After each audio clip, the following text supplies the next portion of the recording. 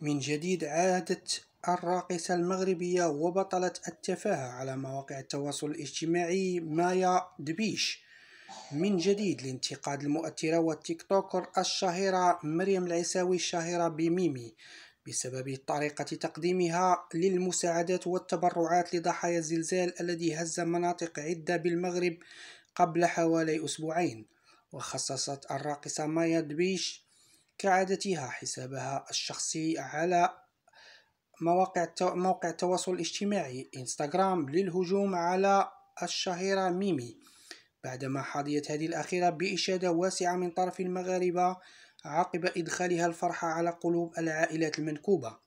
ووجهت دبيش في مقطع فيديو تناقلته بعض الصفحات عبر الانستغرام وجهت كلاما قاسيا لمريم العيساوي معلقة على أسلوبها قائلة: كتعاير وانتوما عاجبكم الحال ما كاينش احترام للذات.